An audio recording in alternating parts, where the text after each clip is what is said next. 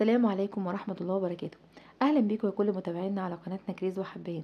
يا رب تكونوا بخير. النهاردة إن شاء الله معانا فيديو جديد من فيديوهات التحضير لنواعم العيد. هقولك فيها الأدوات اللي لازماكي عشان تطلعي إن شاء الله شغل حلو قوي. أول حاجة معانا الميزان. خلينا متفقين يا جماعة إن الميزان من الحاجات المهمة جدا في الشغل، سواء في الحلويات أو النواعم أو أي حاجة هتحتاجي فيها مقادير، فالميزان بيظبط معاكي المقدار جدا. فلو متاح معاكي ان انت تجيبيه هيبقى كويس جدا ان شاء الله. طيب انا كنت جايبه الميزان ده، لسه جايباه بصراحه لان الميزان بتاعي القديم باظ. انا جايباه ب 125 جنيه. والميزان ده سعره اقتصادي لان طبعا في موازين اعلى من كده بكتير، بس ده كويس وبيقضي الغرض وبيساعدك كتير في زي ما قلنا في الشغل بتاعك.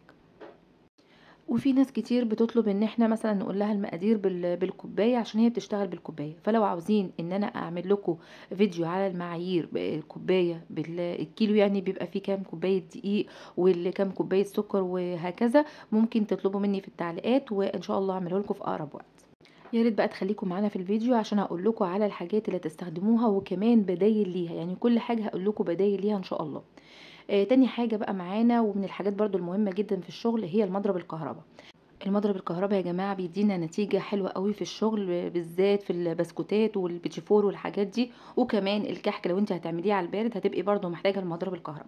طيب اول حاجة لو انت عندك عجان طبعا هيبقى موفر معاكي جدا في الوقت والمجهود، لان طبعا انت هتديله العجينة وتسيبيها كده وهتديله المقادير وتسيبيه يعمل مع نفسه، وبعد كده تاخدي العجينة جاهزة للشغل بتاعك.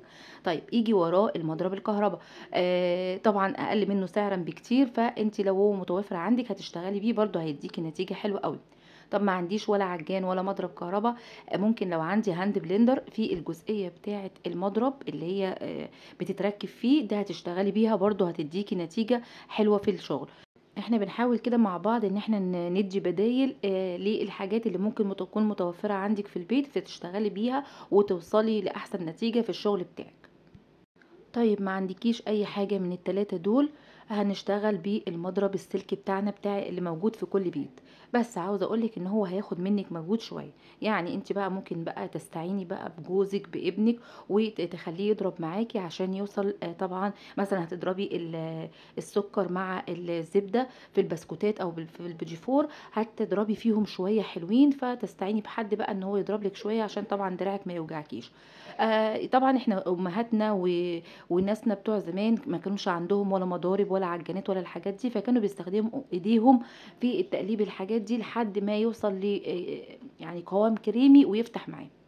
نيجي بقى لحاجة تانية وهي لو انا بعمل الكحك، سواء هتعمليه على البارد سواء هتعمليه على السخن، انت هتحتاجي ان انت تشكلي، فهيبقى عندك يعني افضل حاجة موجودة او هي اللي شايعة وموجودة ومنتشرة اللي هي البصامة. البصامة هتستخدميها وتشكلي بيها الكحك عادي. طب ما بتحبيش البصامة وبتحب المنقاش زي زمان، هتجيبي المنقاش، بس انا بصراحة يعني ايه بفضل البصامة لانها بتديني شكل بيريحني كمان. وعاوزه اقول لكم ان المنقاش من الحاجات اللي ايه الحلوه، بس لازم تكوني بتعرفي تشتغلي بيه عشان يديكي نقشه حلوه. نيجي لحاجة تانية وهي مكنة البسكوت. طبعا المكنة دي موجودة في عند ناس كتير، سواء هي بقى المكنة الألمونيوم زي بتاعتي دي أو الزهر بتاع زي بتاعت زمان التقيلة الحلوة دي. انت عندك دي أو دي هتستخدميها لو انت هتعملي بسكوت المكنة. طبعا يا جماعة خلينا متفقين ان بسكوت المكنة غير بسكوت الكيس خالص، دي ليه مقادير وده ليه مقادير، وطبعا المكنة دي بتبقى ليها وشوش معينة انت بتختاري الوش اللي يناسبك فيها. تعالي بقى لو انت هتستخدمي الكيس الحلواني. الكيس الحلواني هنستخدمه في البسكوت والبيتيفور وكذا حاجة وممكن الغريبة كمان هنستخدمها بالكيس. معايا الكيس ده خامته تقيلة، طبعا هو بيبقى قماش ومن جوه بيبقى بلاستيك زي ما وريتولك كده. فانتي اللي بتستعمليه كذا مرة، كل مرة بتستعمليه بتغسليه وتنضفيه كده وتستعمليه مرة تانية. الكيس ده طبعا بيبقى حلو جدا لان خامته تقيله بتستحمل معاكي العجين، ومع الضغط كده يعني ايه بيبقى حلو في شغل العجاين بالذات. وعلى فكره ليه استخدامات كتير، ممكن برضو تستخدميه في الاكلير لو انتي بتعمليه. طيب نيجي بقى لكيس الاستعمال الواحد او الاكياس الحلواني اللي احنا عارفينها دي، اللي بتستعمل في الكريم شانتيه والحاجات الخفيفه دي. ممكن لو أنتِ مش متاح عندِك إن أنتِ تجيبي الكيس التقيل القماش، هتجيبي الأكياس دي الاستعمال المرّة الواحدة، هتستعمليها تحطّي فيها التِّب بتاعِك اللي هتختاريه، وبس الأحسن إن أنتِ يعني تحطّي كيسين فوق بعض، يعني تستعملي كيسين تدخّليهم في بعض كده وتستعمليهم عشان يستحملوا معاكِ تُقل العجينة، لإن طبعًا العجاين يا جماعة بتختلف خالص عن الكريم شانتيه. عاوزة أقول لِك إن أنتِ لو جرّبتِ إن أنتِ تستخدمي واحد بس هيتقطّع معاكِ في نُص العجين يضايقِك يعني بصراحة في الشغل، فالأحسن إن أنتِ تحطّي كيسين مع بعض زي ما قُلت لِك. طيب تعالي أقول لِك بقى فكرة حلوة أوي، إن أنتِ ممكن وأنتِ شغالة الكيس القماش ده هتحطّي العجينة في الكيس الحلواني اللي هو البلاستيك، وبعد كده وتجهّزيها والتِّب بتاعها وكل حاجة، وبعد كده تدخّليها في الكيس القماش، فده هيحافظ لِك على الكيس إن هو نضيف، فمجرد إن أنتِ ما ترفعي الكيس منه بس وتستخدمي كيس تاني، لإن مثلًا وإحنا شغالين في البيتي فور بنعمل جزء شوكولاتة وجزء فانيليا، فبنبقى يعني إيه مش كل شوية هنغسل الكيس ونستعمله تاني، فكده إن أنتِ بتوفّري على نفسِك وقت ومجهود. طبعًا أنا كده كل كلامي على إن أنتِ هتستخدمي بسكوت الكيس وكمان البيتيفور مش في المكنة لأ في الكيس.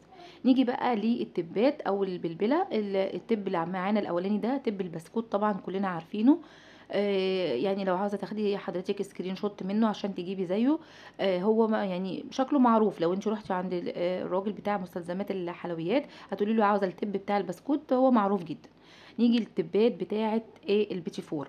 التِّب بتاع البيتيفور بقى فيه يعني إيه، فيه أشكال مختلفة منه، لإن كل شكل بيطلّع لي حاجة مختلفة.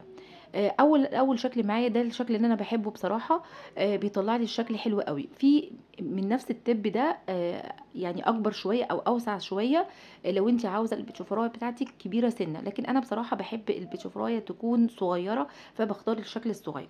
في كمان الشكل اللي هو نجمة مقفولة ده برضه بيدّي شكل حلو أوي، وكمان ممكن تعملي منه زي وردة كده، وتستخدميه في البسكوت برضه.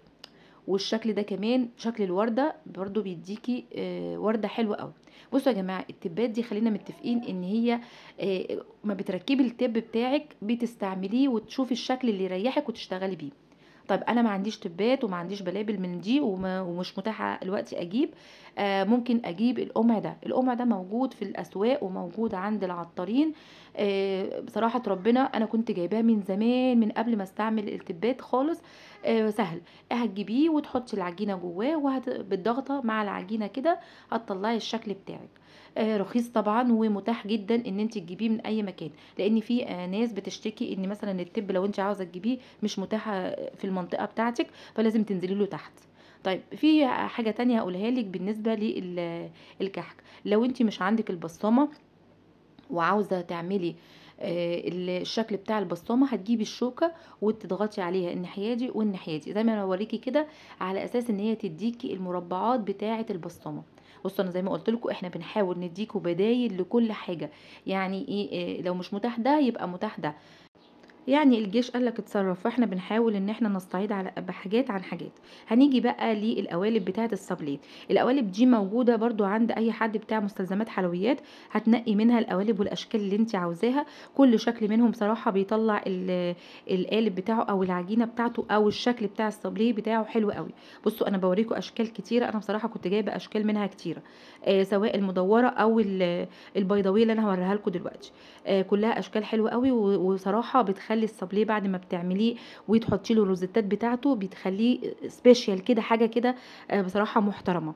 فيعني لو أنتِ هتعملي صابليه أنصحِك إن أنتِ تجيبي الحاجات دي، هتدّيكِ برضه أشكال حلوة. معلش لو الفيديو طويل عليكم شوية، بس أنا باحاول أوضّح لكم كل الحاجات اللي ممكن إن أنتم تكونوا محتاجين تعرفوها عشان تشتغلوا بيها.